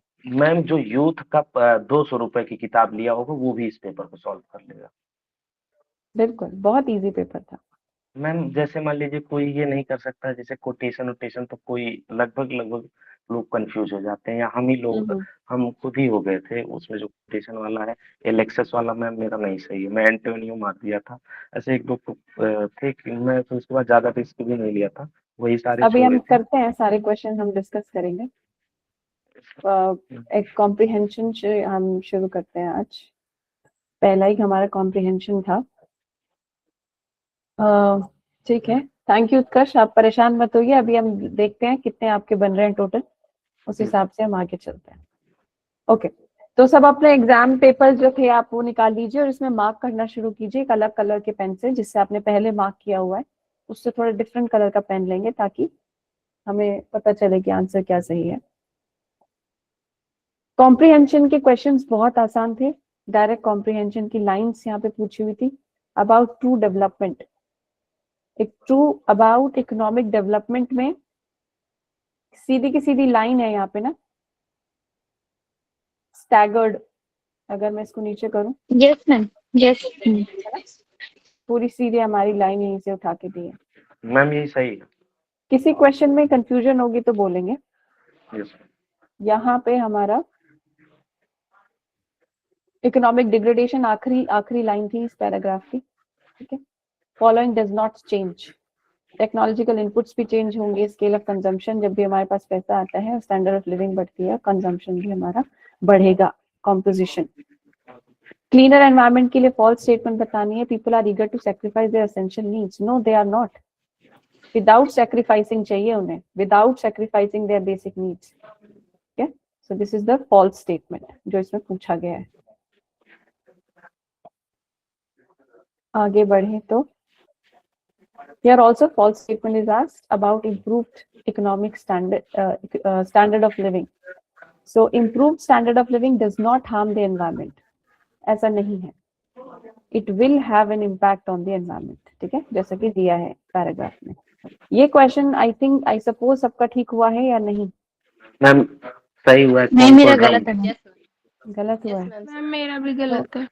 मैम। ये तो मैम बस वही सर वाले तरीके से मैम ऐसे लगाए थे। कॉन्कॉर्ड मतलब ये हो गया सब्जेक्ट वर्ब एग्रीमेंट वाला, तो उसमें क्या है मैम एडिशन होता है, उसके बाद कन्वोकेशन कोई चीज होता है तो एड ऑन होता है, वो ऐसे करके 2-3 किए तो फिर कॉन्कॉक्शन। यस मैम मुझे कॉन्सोनेंस डिफरेंट लग रहा था, मैंने भी यही लगाया था, बट कॉन्सोनेंस पता नहीं क्यों नहीं सही लग रहा था। देखिए ये सब ना हार्मनी और दो चीजों का मिलना, ये सब इनके मीनिंग निकलते हैं। कॉन्कॉर्ड, कॉन्सोनेंस, कॉन्कॉक्शन, ये सब। कॉनॉन्ड्रम इज समथिंग एल्स। कॉनॉन्ड्रम के हम बोलते हैं तो कुछ ऐसे किसी कंफ्यूजिंग प्रॉब्लम को हम बोल सकते हैं, कुछ ऐसे कंफ्यूजिंग सिचुएशन को लाइफ में, उसको हम मैम ये भी होता है ना कि जैसे जो वर्ड नहीं कभी दिखा रहता तो लगता है कि यही है, ये अजीब सा लग रहा है, इसी को मार देते हैं, तो उस हिसाब से आपका ठीक भी हो गया। वेरी गुड मैम, सही हो जाते हैं लगभग। Yes okay. थॉमस ग्रे तो हमारे कौन सी एज को जोड़ते हैं? Age of transition. सही। Yes, neo classical and romantic age, इनके बीच में आते हैं कहीं थॉमस ग्रे। ठीक है, और वो एज ऑफ ट्रांजिशन कहलाती है कि ट्रांजिशन हो रहा है न्यो क्लासिकल से रोमांटिक के बीच में। आगे बढ़ते हैं। यहाँ पे इसको असर्टिव सेंटेंस करना है। इसको और कैसे लिख सकते हैं हम और ज्यादा असर्टिव लैंग्वेज में? This is not the kind of dress to wear in the school. ठीक है, इसको मार्क कर लेंगे। चिन्वा, ये तो मॉक का क्वेश्चन है, कितनी बार पूछा है? मैम ये 2 बार था, 2 बार था क्वेश्चन। 2 बार अलग अलग तरीके से पूछा गया था, तो सेकंड का मैम जो पेपर सेट किया था उसको ऑल फॉर लव और सेकंड कमिंग से कुछ ज्यादा था, और ना पोस्ट कॉलोनियल पूछा, कॉलोनियल कोई कुछ नहीं था। पोस्ट चिन्वा एचएबे से बिल्कुल इतने क्वेश्चन 2-3 वर्क से पूछ लिए हैं, बिल्कुल इक्वालिटी नहीं थी पेपर। ठीक है, इन्वॉल्व इन ड्रामेटिक मोनोलॉग, एक ही स्पीकर बोलता है, एक साइलेंट लिसनर होता है। ठीक है, तो स्पीकर हमारे पास एक ही रहेगा। Writing drama like all for love, Dryden made his name in Jacobean और ये सब तो हो ही नहीं सकता। ड्राइडन का रेस्टोरेशन थिएटर में उन्होंने सबसे ज्यादा अपना नाम बनाया था। With reference to letter writing, ये तो हम बचपन से लिखते हुए आ रहे हैं, अपॉस्ट्रोफी एस नहीं लगता है, ठीक है। तो योर्स सिंसियरली हो, ठीक है, एब्सोल्युटली। अभी हम गैल्सवर्दी की बात करें तो गैल्सवर्दी से इन्होंने जस्टिस से क्वेश्चन ना पूछ के उनके वर्क से क्वेश्चन पूछ लिया। तो पहला उनका ओके, यूजुअली ये होता नहीं है when you have a defined syllabus, so they stick to the topic that is there in the syllabus. But इन्होंने बहुत जगह ऐसे किया, ये स्पिल किया इन्होंने उस वर्क ऑथर को लेके। तो हमें ये ध्यान रखना है डिस्क्रिप्टिव में, डिस्क्रिप्टिव में हम ये चीज ध्यान देते हुए चलेंगे कि हो सकता है वो क्वेश्चंस ऐसे पूछें जिसमें वो थोड़ा स्पिल करें beyond the work that is given in the syllabus, ठीक है। ओके, पीबी शैली, ये क्वेश्चन मुझे थोड़ा ट्रिकी लगा था, but I read the poem again. These are the real direct words from the poem. My words among mankind spread my words among mankind. ये ma'am इसको हम भी, हाँ इसको मैम हम भी नहीं थोड़ा ध्यान से पढ़े थे, तो टू डिस्ट्रॉय एंड प्रिजर्व लगा दिए थे, तो बाद में ये तो थीम है ना, ये तो डायरेक्ट है भी नहीं वर्ड्स। मैम वो ये नहीं पढ़े थे कि मतलब वो उनके लिए क्या कह रहा है। What does the poet ask PB Shelley wind to do for him. Yes ma'am, अपने लिए क्या, ठीक है। लिफ्ट भी होता है पर ये नहीं है, ये सेंटेंस लिफ्ट हिम अप नहीं है, ये भी मैम है कोटेशन में, हाँ। वो अलग कॉन्टेक्स्ट में है, ठीक है। करना क्या चाहते हैं वो, कराना क्या चाहते हैं विंड। ये मेरा गलत हो गया, मैंने तो लिफ्ट हिम अप किया था। नहीं नहीं, दिस इज नॉट, ये तो लाइंस ही एग्जैक्ट उठाई हुई है वहां से पोएम से, ठीक है। मैम ये भी लाइन है, टू लिफ्ट हिम अप ना मैम, ये भी है। नहीं, to lift him up is not the line, the line is to lift him like to lift me as a wave, as a cloud, ऐसा कुछ है, हाँ। यस यस, सो हम उन्होंने सिर्फ कंफ्यूज करने के लिए इसको दिया हुआ है यहाँ पे। These are the right words. अभी ट्रिकी वाले क्वेश्चंस में बताइए सही है, जिसमें मतलब ट्रिक और बिल्कुल आसान वाला जो बच्चा भी कर ले वो गलत। ये सब मेरे सही है। वेरी गुड, तो बैलेंस हो गया ना, आपने ट्रिकी वाले सही कर दिए, थोड़े बहुत आसान गलत हो गए तो क्या दिक्कत है, ठीक है। All for love is an adaptation of ये तो सबको पता है, ठीक है। Antony and Cleopatra, I think ये भी क्वेश्चन मैंने मॉक में डाला था, Antony and Cleopatra. Yes ma'am, ये भी क्वेश्चन था मॉक में। प्लाव, उनको अल्फा ऑफ प्लाव क्यों बोलते थे, because he used to write about the downtrodden people, lower strata, तो उनको प्लाव ऑफ द, ठीक है। अब आगे चलते हैं। मैकबेथ थॉट मदर स्लीप, तो मैकबेथ ही बोलता है, ठीक है।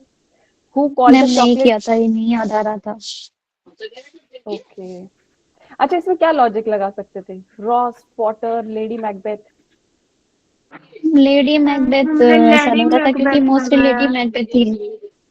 यस, बट नहीं भरा था मैंने, नहीं किया था। ओके, जिसने सही लगाया है वो उसने क्या सोच के लगाया है वो बताएंगे, जिसने सही लगाया। मैम जब टेक्स्ट क्वेश्चन गलत हुआ है।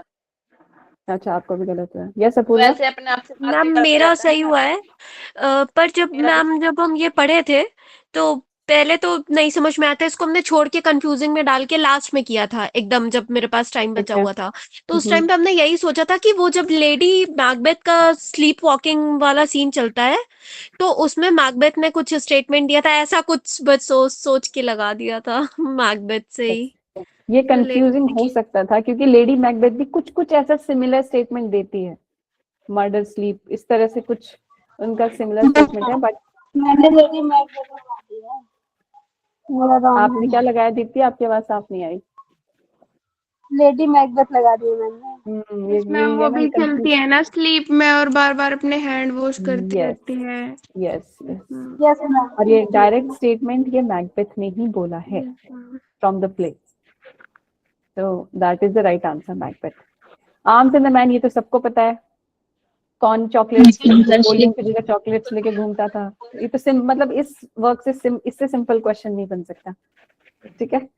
विक्टोरियन एज हमें पता है, प्रूडेंस की एज है, मैम ये टेंशन एंड कॉन्फ्लिक्ट नहीं होगा, मतलब चार्ल्स डिकेंस का तो है, this was the age of, it was the best of time, it was the worst of time, ये सारा हमने पढ़ा है। Yes ma'am, tension and conflict हो। किस कॉन्टेक्स्ट में हम बात कर रहे हैं वो ध्यान देना है। टेंशन मैं मान सकती हूँ, कॉन्फ्लिक्ट कैसा कॉन्फ्लिक्ट? मैम मुझे भी वही लग रहा था, मैम कॉन्फ्लिक्ट सॉल्यूशन बढ़ रहा था, इसलिए थोड़ा सा कॉन्फ्लिक्ट चल रहा था। सी ये जो टर्म्स है ना, टेंशन टेंशन एंड कॉन्फ्लिक्ट, ये सूट करते हैं हमारे वॉर टाइम को, मॉडर्न पीरियड को, ठीक है। प्रूडेंस, कि भाई इंटेलिजेंस लोगों के अंदर थी, अर्नेस्टनेस थी, these are the right word to be used for the Victorian age. Victorian age में कोई भी टेंशन नहीं थी। Yes, there were some social ills जिनके बारे में चार्ल्स डिकेंस स्पेसिफिकली लिख रहे थे, बट वो टेंशन एंड कॉन्फ्लिक्ट ये थे किसके लिए? चार्ल्स डिकेंस के लिए, नॉट फॉर द पीपल, ठीक है। एरिस्टोक्रेटिक क्लास तो एंजॉय कर रही थी ना सब कुछ, और जो बहुत ज्यादा एक्सपेंशन हो रहा था, किसका एक्सपेंशन हो रहा था? मर्चेंट्स का एक्सपेंशन हो रहा था, कॉलोनीज का एक्सपेंशन हो रहा था, वहां से वेल्थ आ रहा था। तो कॉन्फ्लिक्ट और टेंशन तो फिर बाद में आया ना, जब वर्ल्ड वॉर शुरू हुए, ठीक है। So Prudence and Ernest should be the right answer. बाकी देखते हैं कमीशन क्या फाइनलाइज करता है, बट ये नहीं बन रहा है इसके। टेंशन कॉन्फ्लिक्ट विक्टोरियन एज में एटलीस्ट हम नहीं एसोसिएट करते। आप उसकी अगर स्पेसिफिकेशन और कैरेक्टरिस्टिक्स में भी जाएंगे ना, वही मैम मार दिया क्या? गलती हो गई। अच्छा, टेंशन कॉन्फ्लिक्ट मैम मार दिया टेंशन एंड आपने। कॉन्फ्लिक्ट ही मार दिया। ठीक है, इसको देखते हैं कमीशन क्या मैम मानती है। राइट, तो यही होना चाहिए, ठीक है। सोनेट तो हमें पता है इटली से हुआ था, पेट्रार्कन, ठीक है। यस ओके, पेट्रार्क ने शुरू किया था तो इटली से शुरू हुआ था। विच of the following is not the heroic play? All for love भी हीरोइक है, ठीक है, हीरो है हमारा। टिरेनिकल लव, इंडियन एम्परर, ये सब में हमारे हीरोइक प्लेस हैं। Spanish friar is not the heroine, तो this should be the right answer. Mark करेंगे। ये क्वेश्चन भी मॉक में पूछा था मैंने 2 बार, आई थिंक लास्ट वाले मॉक में भी मैंने क्वेश्चन डाला था, this was very important. Ahmednagar fort prison में उन्होंने द डिस्कवरी ऑफ इंडिया लिखी है, ठीक है। आगे बढ़ते हैं। Which among the following deals with the theme of adolescence? ये तो बहुत अच्छे से हमें पता है, टू वर्जिन्स में कमला मार्कंडे की टू वर्जिन्स में बहुत अच्छे से एडोलेसेंस पे डिस्कशन हुआ है। Not a suitable dialogue writing. Dialogue writing में हमें बहुत फ्लावरी लैंग्वेज, लैटिन और ग्रीक की स्टेटमेंट्स नहीं यूज करनी होती है। We have to be polite and convincing, yes. We have to give the both side of the opinion, yes. And attitude and expression should be logical, कुछ भी random vague नहीं होना चाहिए। So this should be the right answer because not पूछा है question. आगे बढ़ते हैं। क्वाट, या इससे मतलब क्या ये क्वाड्रेन, ठीक है, कुछ मीटर से क्वेश्चन आना था, कुछ कोई क्वेश्चन नहीं है। 4 line stanza, everybody knows. The devil can site scripture of his purpose, Antonio, merchant of Venice. इस ऐसे क्वेश्चन से घबराना नहीं है अगर बाद में भी आते हैं, क्योंकि कोई भी स्टेटमेंट ऐसे देना इस, अगर आपको आता था तो वेरी गुड, नहीं आता था तो कोई दिक्कत नहीं है। हमारे पास और भी बहुत सारे इजी क्वेश्चन हैं जो हमें सही करने थे। स्पेलिंग पूछी थी, it was not that difficult. Alienate होगा, एलियनेट मतलब किसी को दूर करना, या अब जैसे भी हम एलियंस, ये एलियन से वर्ड बना एलियनेट, ठीक है। एलियन मतलब ऐसा फील करना कि you are not part of the group, you are separate, किसी चीज को हटा देना, दूर कर देना, दैट इज एलियनेट। आगे बढ़ते हैं। विच of the following sentence is correct? अब ये तो बिल्कुल सिंपल स्टेटमेंट्स थे, आई होप इसमें तो किसी को कंफ्यूजन नहीं होगी, ठीक है। दे के साथ हैज लगाया हुआ है, सिंगुलर के साथ लगता है has. Does he look, looks like look होगा, फिर दे के साथ हैज लगा दिया, ठीक है, ये सिंगुलर। तो how do they play is the right answer.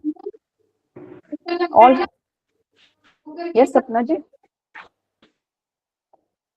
आप कुछ कह रहे हैं क्या? आपकी आवाज नहीं आ रही है। Okay, all for love is a play written in, all for love, all for love, restoration age is the right answer. अच्छा, मैकबेथ का तो हमारी अल्वीना लगा के आ गई है डेनमार्क, पर Scotland is the right answer. Yes, first edition of baking CM पता है, ये वाला भी मैम 96 97 में कंफ्यूजन थी तो मैंने नहीं किया फिर। ओके, फर्स्ट एडिशन तो उनका 97 में आता। उत्कर्ष आपकी आवाज नहीं आई, वापस बोलेंगे? छोटी देखो मैंने तो नहीं कहा। उत्कर्ष आप रिपीट करेंगे, व्हाट आर यू सेइंग? अभी आपकी आवाज नहीं आई। एक बार कैमरा ऑफ करके कोशिश करेंगे, शायद आपका नेटवर्क वीक है आज।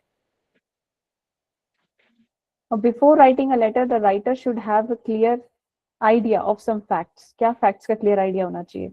द रीजन कि लिख क्यों रहे हैं, इंफॉर्मेशन क्या देनी है रीडर को, और कंटेंट क्या होगा उस लेटर का। बॉलीवुड डिक्शन मतलब इससे सिंपल क्वेश्चन क्या है? कॉमन सेंस का क्वेश्चन था, इसमें आपको किसी लेटर राइटिंग की नॉलेज होने की जरूरत नहीं है। So Bollywood diction is the right answer. Harold Pinter birthday party को हम बिल्कुल सिनोनिम की तरह यूज करते हैं the comedy of menace. Comedy of menace जिसमें हम हार्श रियलिटी, हम ऐसे ह्यूमर यूज करते हैं जो एक ऐसी इमोशन से आते हैं जैसे फियर, जैसे थ्रेट, ठीक है, डरना, फियर होना, इस सब से हमारा ये आता है। तो कॉमेडी ऑफ मेनिस। अच्छा, ये तीनों कौन एक्सप्लेन करेगा? What is comedy of romance, comedy of matter and comedy of शिवलरी? What is comedy of romance? Comedy of romance जो जिस कॉमेडी में लव हो, जिस कॉमेडी में अफेक्शन हो, ये सारी चीजें कॉमेडी ऑफ रोमांस में आती है। मैनर्स में कौन सा आएगा? मैनर्स में वे ऑफ द वर्ल्ड जैसे वर्क्स आते हैं जिसमें सोसाइटी को क्रिटिसाइज किया जाता है, ठीक है, उनके जो इल्स हैं, डिस्पैरिटीज हैं, उनको क्रिटिसाइज किया जाता है कॉमिक वे में। और कॉमिक शिवलरी, इसमें नाइटहुड और ये सारी चीजें यूज होती हैं टू कॉमिकली सैटिराइज समबडी। अब आगे चलते हैं। पीरियोडिकल एसेज, ये तो हमें पता है, जो एक हर हफ्ते या हर दूसरे दिन जो भी एक फिक्स होता है, वीकली, मंथली, ईयरली। तो मैगजीन्स और जर्नल्स में जो पीरियोडिकली अपीयर होता है, that is periodical essay. Chanting के लिए किसको मना करते हैं? जो Rabindranath Tagore, leave the chanting, traditional worshippers को, कि माला जपने से कुछ नहीं होगा। मैंने एग्जाम्पल्स दिए थे, मौलवी माला जपते हैं, फादर के गले में एक माला होती है, ठीक है, हम भी बहुत लोगों को देखते हैं माला जपते रहते हैं, तो उससे कुछ नहीं होगा। रविंद्रनाथ टैगोर कह रहे हैं उससे कुछ नहीं होगा। तो traditional worshippers is the right answer. आगे बढ़ते हैं। Ultimate purpose of the tragedy is to create catharsis, pity and fear. Catharsis has to be the right answer. Which of the following was the most favored form of poetry in your classical? ये हमें पता है। Heroic couplet, कौन था heroic couplet के लिए सबसे famous? Ma'am Pope. Yes, Pope is the right answer. In the context, ये कौन था? लीडर। थिंग्स फॉल अपार्ट पहली नॉवल थी चिनुआ अचेबे की, ठीक है, 1958 फर्स्ट इनका वर्क था। According to Bacon, writing makes a man. अब इसमें कंफ्यूज हुए होंगे कोई लोग, कौन हुआ फुल और इसमें एग्जैक्ट में? एग्जैक्ट, क्योंकि वो पहले रीडिंग होती है, फिर उनका आई थिंक सेकंड क्या होता है? Reading and then ma'am reading makes a full man, writing an exact man. Writing and exact man, yes. और बीच में एक और होता है रेडी मैन, पर conference make a person man ready, and finally writing makes him an exact man, ठीक है। First novel of Charles Dickens is Pickwick Papers. ये तो आई थिंक हम पढ़ते हैं। 36। Okay. Chinua Achebe Things fall apart में south eastern जगह से हैं वो, नाइजीरिया के। तो ये बहुत ही पिक्युलर, बहुत ही अजीब क्वेश्चन था। अगर किसी ने नहीं भी लगाया तो it's okay, but the right answer is south eastern, ठीक है। Fill in the blank, dash she came to the birthday party yesterday. Yesterday में कमिंग, कम्स, कम कुछ नहीं होगा, ठीक है। Who composed the following lines? Yet all experience is an arch. Ulysses. Where does the gleam that unparalleled world? Tennyson. ठीक है. Now coming to next, which one of the following the best expresses the meaning given? To spill the beans. चीजों को खोल के सामने रख देना, secret को ओपनली रिवील कर देना, रिवील द सीक्रेट इंफॉर्मेशन, ठीक है। ये इडियम फ्रेज हमारा हो गया। Now Gray's Elegy Country Churchyard written in quatrains में लिखी है ग्रे की, ठीक है, 4 लाइन। मैम ये दोनों मेरे गलत हो गए, पता है सर मतलब जो रिकॉर्डेड वीडियो था वो डायरेक्ट एक्सप्लेनेशन पढ़ाया था, तो मैंने फॉर्म मीटर देखा ही नहीं, मेरे दोनों क्वेश्चन गलत हो गए इसके। मैम मैंने देखा भी था कि ये मैंने की फैक्ट्स इसके पढ़े भी थे, माइंड कह रहा था क्वार्टरेन, मैंने फिर भी पता नहीं कैसे ब्लैंक कर दिया इसका। और इस क्वेश्चन का इतना ज्यादा दुख हो रहा, 2 से 3 क्वेश्चन का रोने का मन कर रहा, बस क्या करूं मैं। रोना तो नहीं है ना शिवानी, रोना नहीं है, हमें सिर्फ सीखते चलना है कि अगर आगे जब भी आप एग्जाम में बैठोगे और इस तरह का क्वेश्चन, इसमें ना बेस्ट पार्ट होता है जब ये सिंपल जैसे क्वार्टरेन जैसे 4 लाइन का चीजें हमें देखनी है। हमेशा ना पोइट्री को पढ़ना ही होता है, सर भी पढ़ाते हैं, जब पोइट्री पढ़ाते हैं पूरी आपको सामने रखते हैं पोइट्री को, फिर लाइन बाय लाइन एक्सप्लेन करते हैं। अगर वो पिक्चर भी हमारे दिमाग में है ना कि 4 लाइन थी फिर गैप था, फिर 4 लाइन थी फिर गैप था, उसी से भी हम समझ सकते हैं विजुअलाइज करके कि अच्छा 4 लाइन तो क्वार्टरेन ही होगा, है ना। ऐसे भी हम आंसर तक पहुंच सकते हैं। सो हमेशा पढ़ी हुई चीजें याद रही जरूरी नहीं है, कई बार देखी हुई चीजों से भी एक आंसर लगा सकते हैं।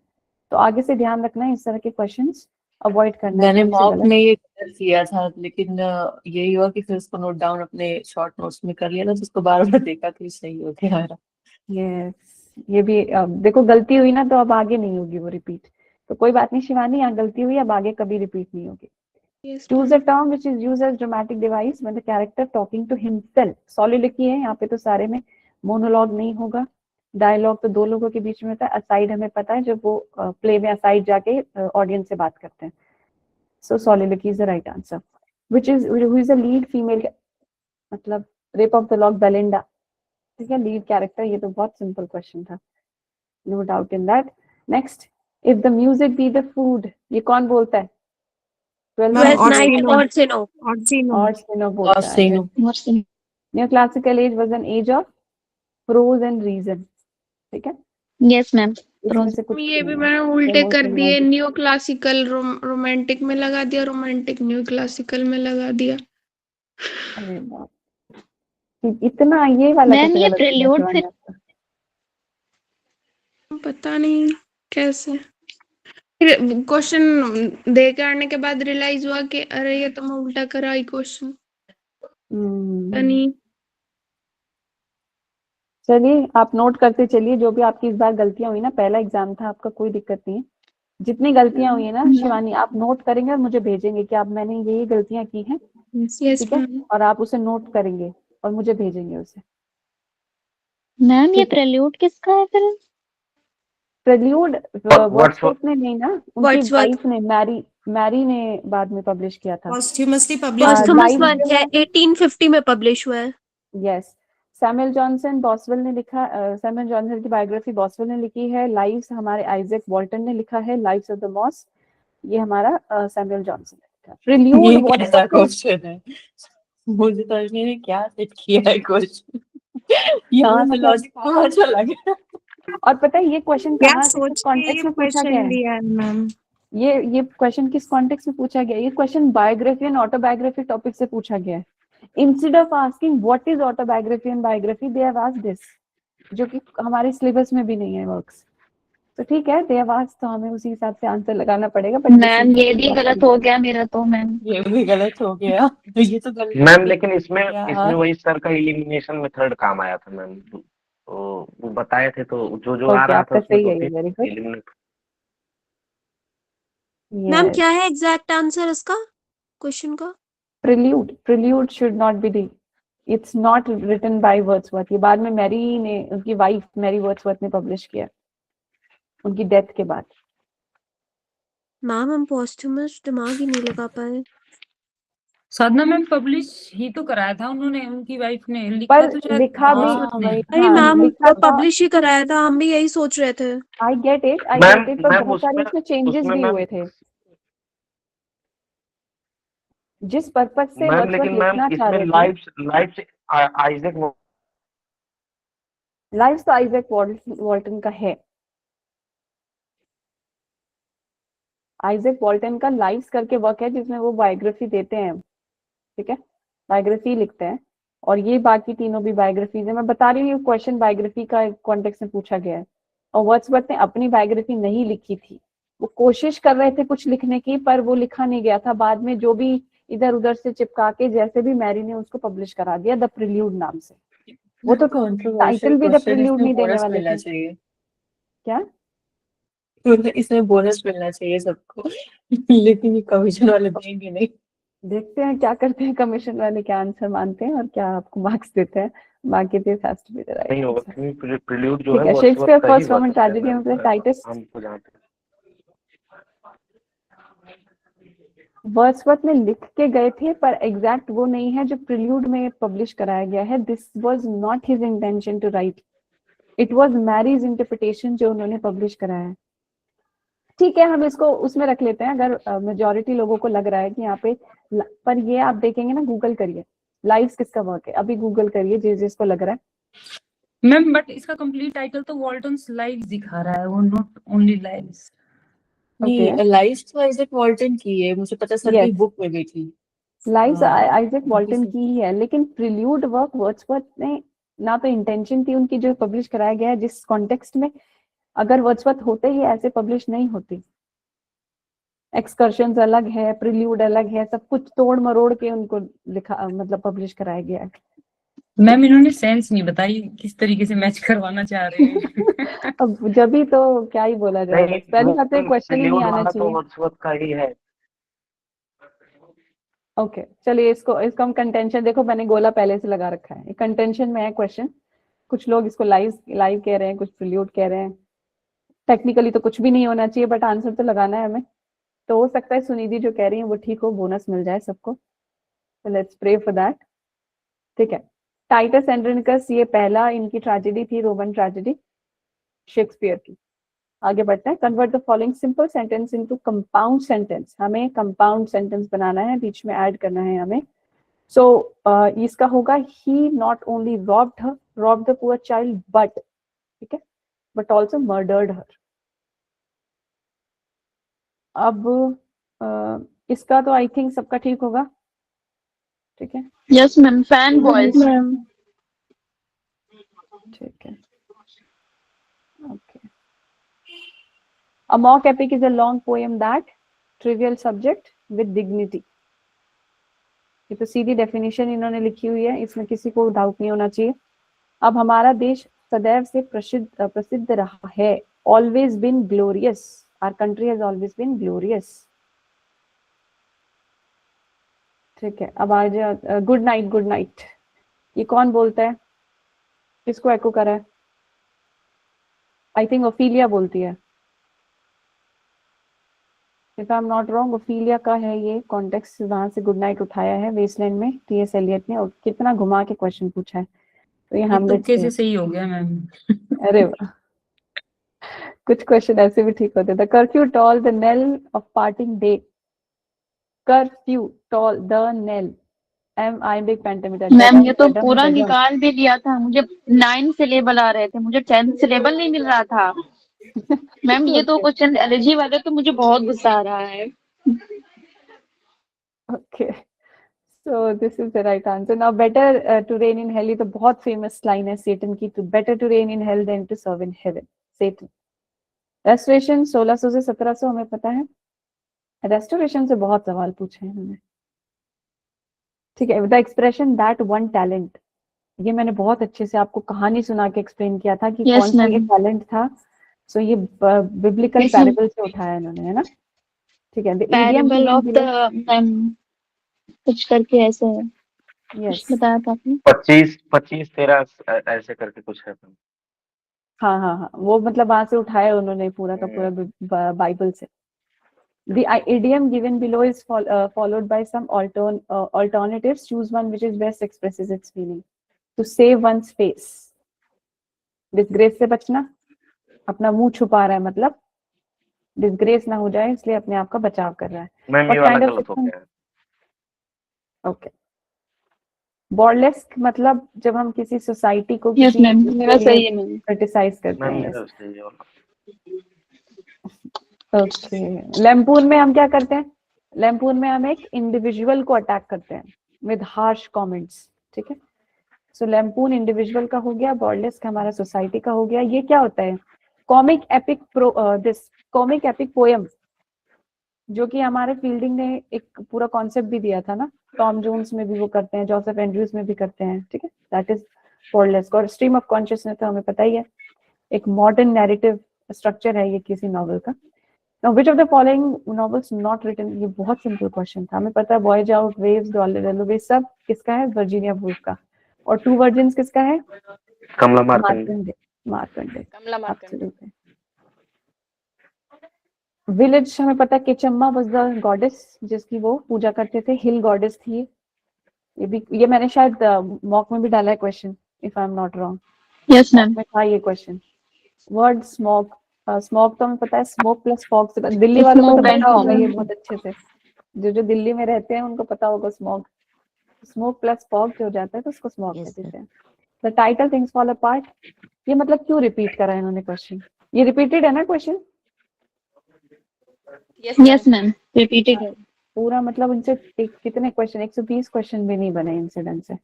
पेपर बना के मैम रिव्यू नहीं किया उन्होंने, दोबारा कुछ नहीं बना के रख दिया बस। बस way Kapila fetch for Padmini in Girish Karnad, क्या देते हैं वो as a fortunate lady. Fortunate lady नाम होता है उसका। इस क्वेश्चन में भी मुझे कंटेंशन है कि इसका आंसर क्या मैम होना। इसमें क्या होगा? देखिए मैम, अगर हम मैंने लेटर ऑफ only 4 अप्रिसिएशन लगाया की है। बात करें, लेटर ऑफ अप्रिसिएशन की बात करें, कोई एप्लीकेशन के लिए देता है तो हाँ वो शॉर्ट इंट्रोडक्शन देता है कि भाई मैं इस वजह से यहाँ अप्लाई कर रहा हूँ, अपनी एज एजुकेशन बताता है, अपने रेफरेंसेस बताता है, टेस्टिमोनियल्स लगाता है। ये तो नहीं होगा, तो ये कोई आंसर हो सकता है, but still I am not sure of this कि इस तरह का कोई introduction स्टेटिंग whether the writer is answering N advertisement. तो अगर मैं कहूँ सही आंसर होना चाहिए था 3 और 4, जो कि ऑप्शन में ही नहीं है, तो नन ऑफ द अबव हम लगा नहीं सकते क्योंकि ये 2 ठीक है और ये हमारा ऑप्शन नहीं है। तो या तो ये होगा आंसर, कमीशन देगा, या फिर ये होगा। तो मैम इसका जब कुछ एप्रिसिएशन है तो फिर मैम एडवर्टीजमेंट का आंसर क्यों, अप्लाई और ये सब क्यों, कैसे आ जाएगा? एग्जैक्टली ओनली 4 अगर हो सकता है तो ओनली 4 हो सकता है मैम। नहीं, उसमें थर्ड तो ये में भी भी हम होता है। एज एजुकेशन क्यों बता रहे हैं? लेटर ऑफ अप्रिसिएशन में हमें डालना पड़ता है ना, जब हम किसी चीज के लिए डाल रहे हैं एप्लीकेशन, तो उसमें हमें ये सब अपने रेफरेंसेस देने पड़ते हैं, एक्सपीरियंस, एज। तो इसीलिए ये दोनों मैम तो लेटर ठीक। ऑफ अप्रिसिएशन क्या होता है? अच्छा, लेटर ऑफ अप्रिसिएशन कौन बता सकता है? सर ने पढ़ाया होगा ना आपको लेटर्स में।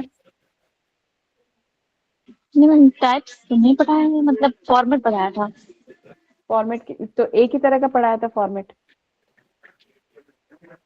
मैम मैम फॉर्मेट पता है, बट मुझे ये नहीं समझ में लेटर ऑफ अप्रिसिएशन क्या होता है, किस लिए लिखते हैं?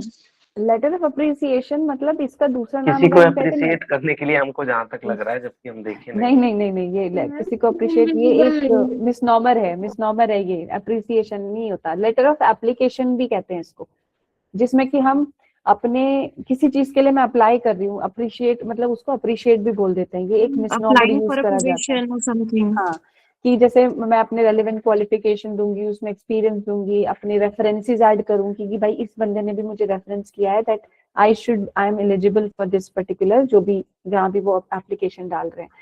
और इट्स नॉट बहुत ही इसमें फॉर्मल लैंग्वेज यूज होती है, ठीक है? तो उस हिसाब से जाएं तो ये नहीं होना चाहिए, ये तो होना चाहिए। मैम तो फिर थर्ड ही होगा, 1 3 4 ही होगा इसका। मुश्किल है, ये नहीं होना चाहिए। या तो ड्रॉप करेगा कमीशन अगर कोई इसको ऑब्जेक्शन करेगा तो, वरना हाँ ये तो सी इसको राइट आंसर माना जाएगा, क्योंकि ये इसको हम फेस वैल्यू पे ले सकते हैं, but this should not B the right answer. तो अगर आपने सी भी लगाया ना, तो आप इसको अपना सही मान के चलिए। 97 पे आते हैं जल्दी। Okay, what is the year of publication? अभी मैंने बताया था 1958। दोपहर के समय सूर्य आग की लाल गेंद की तरह हो जाता है। सो एट नून द सन, यहाँ तक तो हमारा बिल्कुल सेम है सारा। नाइट है, एक जगह नाइट है, ये 3 सेम है। Noon is like a red ball of fire, ठीक है, is like a red ball of fire. Now who used comedy of humours? Humours हमें पता है बेन जॉनसन ने दिया था। इतने सारे ह्यूमर्स के बारे में वो बात करते हैं। आगे बढ़ते हैं। 10th question, which of the following is correctly matched? ये तो बहुत इजी क्वेश्चन था। क्रोलाइट्स हमारे कोर्स के ही हैं वर्क्स, तो टेड ह्यूग्स का Crowlights should be the right answer. Now which of the following pair literary works year? अच्छा ईयर कौन बताएगा मुझे सबके year? Scarlet Letter is 18. All for Love, Animal Farm तो मैम 1977, June 1823 थी। All My Sons 1949, Diary Have 1922। अच्छा ये सारे बता दिए सुनिधि ने। ये भी बता दीजिए। स्कारलेट लेटर 1850 और Lord of flies 1850। The Lord of the ma'am Flies 1954 1954। 1954 yes 1954 absolutely Preeti. और animal animal farm farm is 1945 उल्टा कर देंगे 45 1945 यस और डेलोवे का 25 है तो this is the right answer. अच्छा इसको सीक्वेंस में लगाएंगे तो अभी सुनीति ने बताया हेरी एपिस 1922 ऑल माय सन्स हमारी आजादी का आजादी का ईयर 1945 47 47 और सेंट जॉन शॉ का है जीबी शॉ का कौन से ईयर में आया था 1920 और 25 कौन से ईयर में आया 35 सेंट जॉन 35 मैम। नहीं नहीं 1920 और 25 नहीं बीच में बिल्कुल 1923 23 23 ठीक है ऑल फॉर लव ये तो 1800s का है आई थिंक नहीं कब का है ये मैम रेस्टोरेशन टाइम के लिए 1677 ये ऐसे याद रख सकते हैं ना एल एल लगा हुआ है ना 2 एल है तो 77 ठीक है 1677 so this is the right sequence 1 4 2 3 आगे बढ़ते हैं। रेनेसां वाज अ लर्निंग का रिवाइवल का नाम ही है रीबर्थ ठीक है revival of learning dark age से निकल के एक एनलाइटनमेंट फील हुई थी so that is learning revival of learning which is a theme of Kamala Markandaya two virgins conflict भी है कल्चरल भी है ईस्ट वेस्ट एनकाउंटर भी है so all of the above should be the right answer. Ma'am इसमें हम कंफ्यूज हो गए थे मैम उसमें ट्रेडिशन वाला वही मार दिए क्योंकि हम पूरा ऑप्शन नहीं पढ़े थे। यही होता है एग्जाम में इसलिए मैंने कई बार बोला था क्वेश्चन हर क्वेश्चन को ना अभी ये गांठ बांध लो आगे भी कोई एग्जाम दोगे ना हर क्वेश्चन को एक सिंगल यूनिट की तरह ट्रीट करना है। इसका एक्साइटमेंट इस वाले क्वेश्चन में नहीं जाना चाहिए मैम इस क्वेश्चन का सैडनेस इसमें नहीं जाना चाहिए। पेपर का लेवल देख के ना लिटरेचर का मैम सारे लोग खुश हो गए इसीलिए ओवर एक्साइटमेंट में थोड़ा इसलिए ओवर ये वाला ये एक्साइटमेंट हमें नहीं लगा ऑल ऑफ द अबव लगाया था मैंने पहले एक बार कॉन्सेप्ट नजर गए फिर मैंने कहा देख लेती हूँ सारे फिर ऑल ऑफ द अबव लगाया। वेरी गुड यही तरीका होता है हमें एकदम से एक्साइटमेंट में लगा नहीं देना है कि भाई यही है आगे भी पढ़ लेना है एक बार ये गलतियां हो जाती हैं ठीक है। मैं तो मैम ओवर कॉन्शियस हो जाती हूँ ओवर कॉन्शियस में मेरे गलत हो जाते हैं। तो दोनों ही चीजें गलत है ना एक्सट्रीम से दोनों गलत है उस पर भी ध्यान देना है हमें। तो romantic age was an age of imaginative sensibility ठीक है ये तो सबको पता है I was ever a fighter so one fights more yes Robert Browning. If a misunderstanding developed between friends, they fall out. They would fall out. यदि मित्रों के बीच गलतफहमी हो गई तो उनमें अनबन हो जाएगी if they would fall out ठीक है। मॉक पोइट्री तो पूरी डेफिनेशन ही दी हुई है मॉक एपिक की hopelessly trivial subject is mock epic. इस तरह के क्वेश्चन को बिल्कुल गलत नहीं करना आ गया वो क्वेश्चन इसलिए मैंने यहाँ पे अंडरलाइन भी किया है that Mildred compare herself not the yank की यहाँ बात नहीं हो रही है यहाँ मिल्ड्रेड की बात हो रही है ठीक है। तो ये लेपर्ड से कंपेयर करती है अपने आप को। ह्यूमनिज्म रेनेसां सीधा लगा दो ह्यूमनिज्म सुनते ही रेनेसां ठीक है ओके। कुछ कीवर्ड्स होते हैं he dash done this work by tomorrow he shall done he shall have ठीक है। Yes, ma'am, shall have done.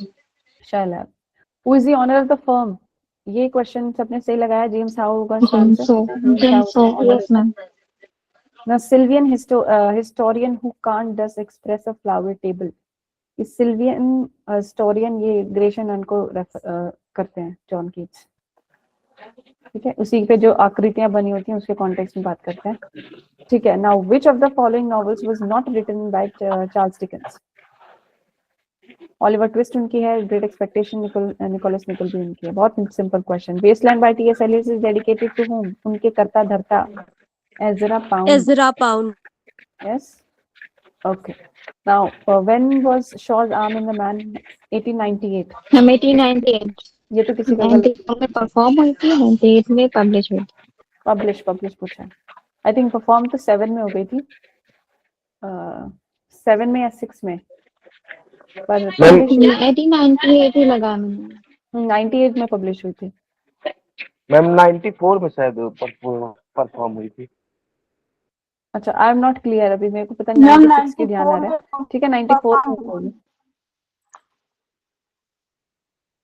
Deepti, आपकी आवाज नहीं आ रही क्या?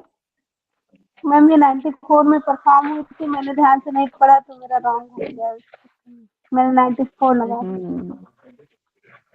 पब्लिश पब्लिश कुछ है, पब्लिश। ठीक है, तो 98 इज द राइट आंसर। कोई बात नहीं, आपका सेफ है Deepti.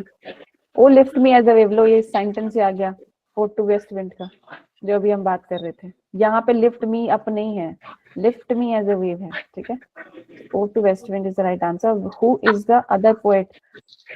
We know Samuel Coleridge, जो मैंने क्लास में कितनी बार पूछा भी है। वर्ड्सवर्थ और कॉलरिज ने मिलके पहले लिरिकल बैले में पब्लिश किया था। हाउ मेनी हीरोज, ये भी मुझे कंटेंशियस लग रहा है question, although the answer should be 1 because हम हीरो तो अपने जोसेफ एंड्रूज उसको ही मानेंगे, बट मैम 2 नहीं नहीं होंगे मैम, मैम, 2 इसमें पार्सन एडम्स नहीं होगा। पार्सन 2 एडम्स होंगे मैम, विलन था, गूगल पे भी 2 दिखा रहा था।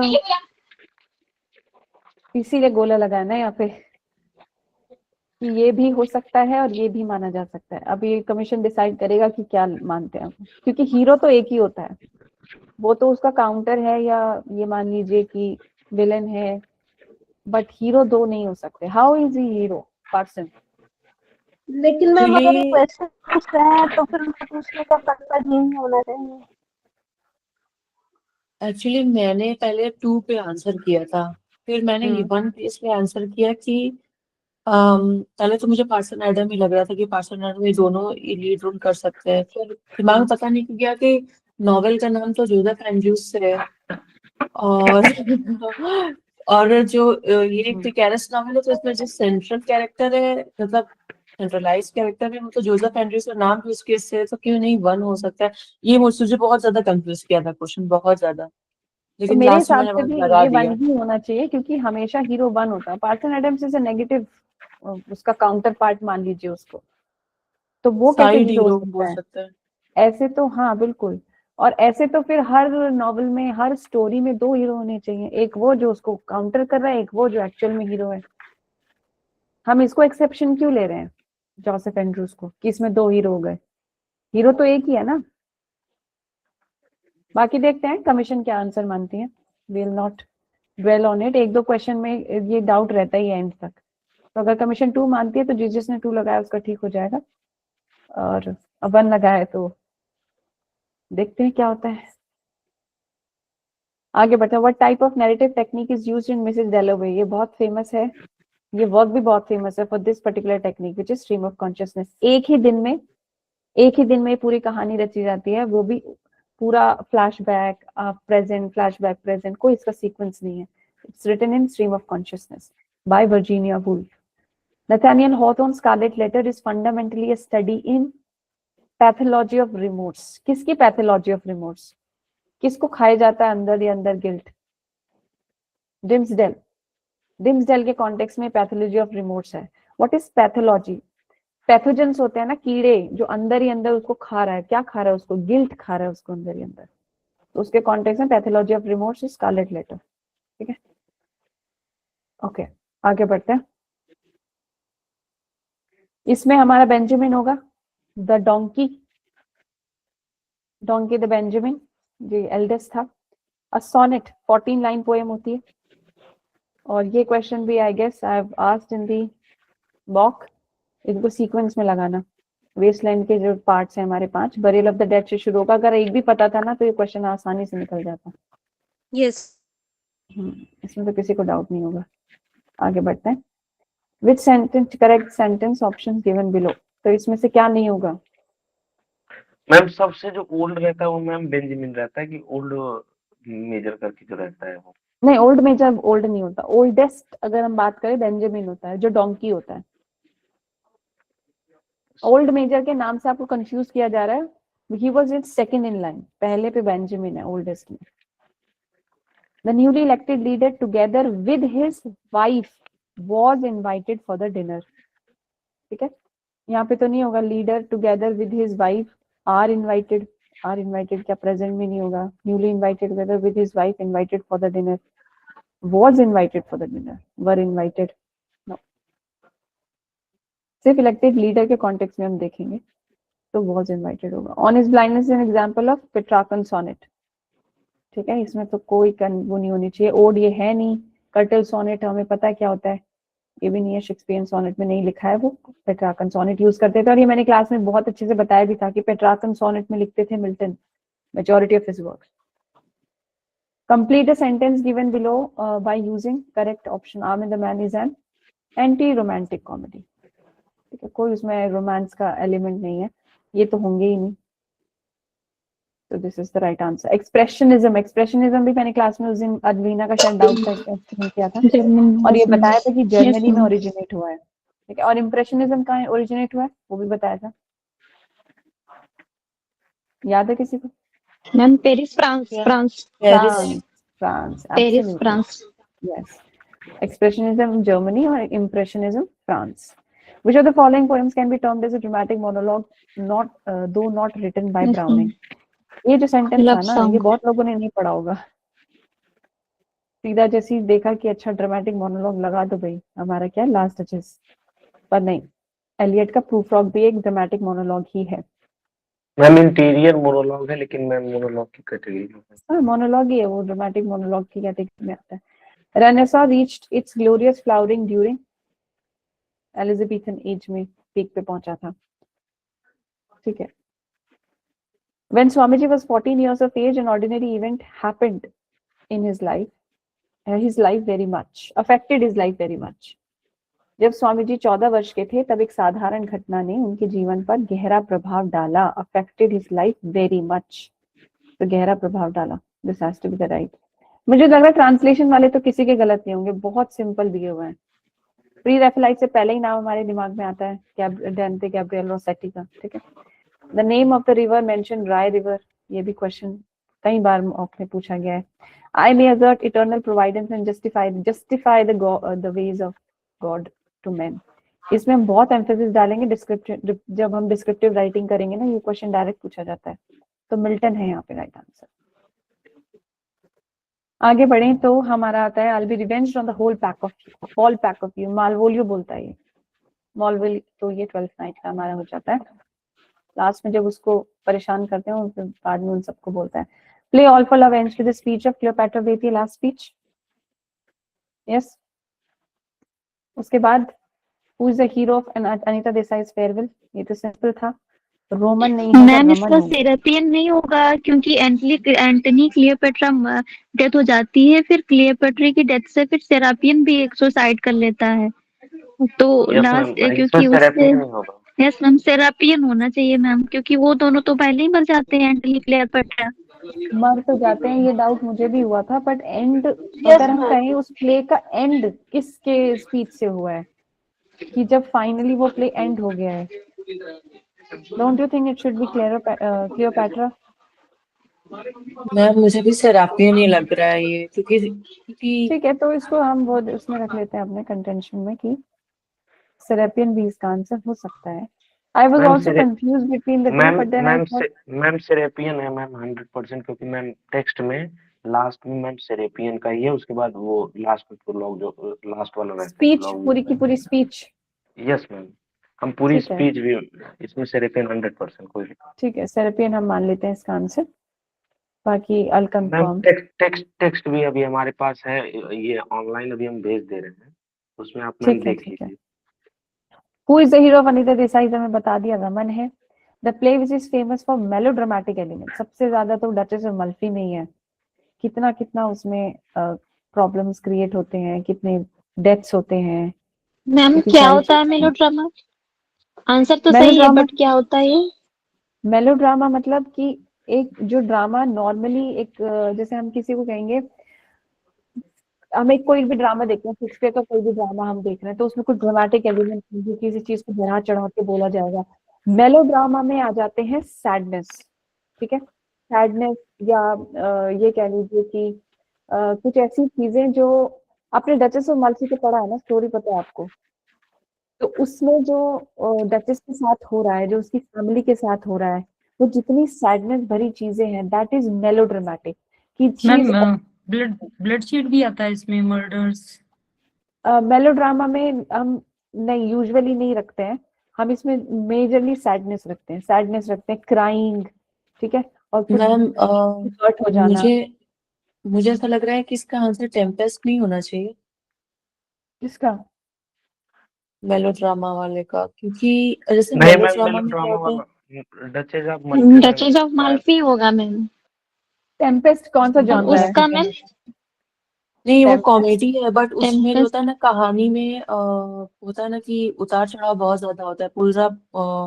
मैंने इस नजरिए से इसका आंसर ये दिया था कि डचेस ऑफ माल्फी में क्रूअल है और रिवेंज बहुत ज्यादा है, तो मेलोड्रामा में सेंटिमेंट्स तो होते हैं, सेंटिमेंट्स का जो उतार चढ़ाव है वो टेम्पेस्ट में बहुत ज्यादा दिखाई देता है, और उसमें क्रुएलिटी नहीं है और रिवेंज नहीं है, जबकि मेलोड्रामा में रिवेंज और क्रुएलिटी का एलिमेंट नहीं होता है। इसको लेके मैंने टेम्पेस्ट लगाया था। बिल्कुल, वो आपने सही कहा, वॉयलेंस उसमें नहीं होता है कि हमारे मेलोड्रामा में, बट द पॉइंट इज कि टेम्पेस्ट ना एक वो है, ये ट्रैजिक कॉमेडी है ना शायद, टेम्पेस्ट तो लास्ट में जब वो लिखते हैं, तो ट्रैजिक कॉमेडी में जब हम देखते हैं तो इसमें कॉमिक एलिमेंट्स आ गए, वो बिल्कुल उसको नलीफाई कर देता है मेलोड्रामा को।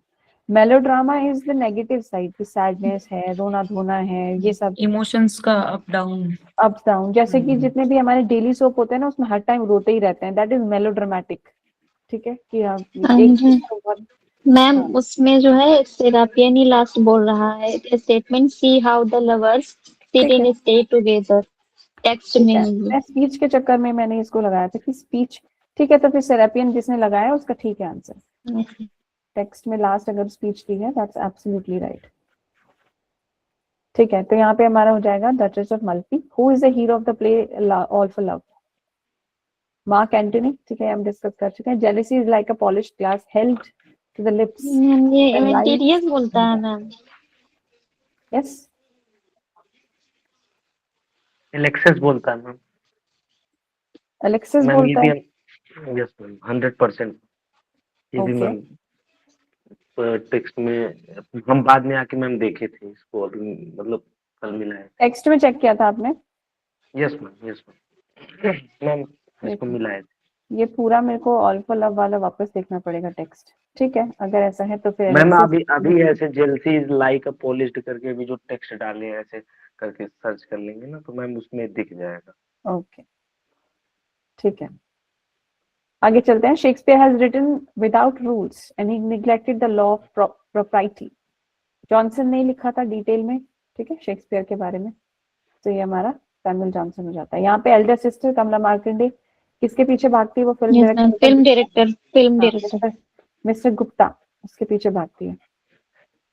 ठीक है, अब आ जाते हैं, ये हमने देखा था वर्ड्सवर्थ के बाद हमारे टेनिसन बनते हैं and poet laureate. Who is the writer of the escaping children? Ma'am डाल दिए हैं ग्रुप में, देखिए वो। ठीक है, I'll चेक, ठीक है, I'll चेक उत्कर्ष, आप डाल दीजिए उसका रेफरेंस, I'll चेक। ओके, तो ड्रीम चिल्ड्रन का हमारा चार्ल्स लैम्ब हो जाएगा आंसर। कमिटी की स्पेलिंग होते हैं COMMI TEE। यस मैम, ये सर पढ़ने कराया था मैम ये। और कांतापुरा में हमें पता है हेमवती जो रिवर होती है वहां से गुजरती है, उसका नाम भी आता है वहां पे। और फिर what instrument was used to cut the lock? Scissors, बहुत सिंपल क्वेश्चन है। ड्रामेटिक मोनोलॉग में अंदर की सारी चीजें होती हैं। The presence of a listener, implicit, बाहर से कुछ उसका प्रेजेंस अभी हमें नहीं पता होता कि वो वहां पे प्रेजेंट है कि नहीं, इंट्रिंसिक होता है। Change the degree of comparison in which a sentence without changing the meaning of it. It is better to starve than beg. Better to starve than beg. It is not so good to beg as to starve. Okay. How many days has Santiago? 84 days उसने spend किए थे while catching that fish. All right. तो ये हमारी final answer की है। जो confusion वाले क्वेश्चन थे उन्हें छोड़ देंगे, बाकी ऑल फॉर लव के जो आपने आंसर्स बताए हैं हम वो फाइनल मान रहे हैं। Okay, I'll also go with the text again. जो भी उसमें changes होंगे I'll accordingly convey. अब इससे आप अपना मार्क्स कैलकुलेट कर लेना, कितना कितना किसका बैठ रहा है, उसी हिसाब से फिर हम डिस्क्रिप्टिव की पूरी तैयारी शुरू करेंगे फुल फ्लेजेड मोड में। कुछ टाइम आप रेस्ट ले लीजिए। अभी हमारे जो कुछ 10 दिन बचे हैं इस महीने के, आज 21 तारीख है, 31 तक रेस्ट लीजिए। फरवरी में हम प्रिपरेशन फुल फ्लेजेड शुरू कर देंगे डिस्क्रिप्शन की।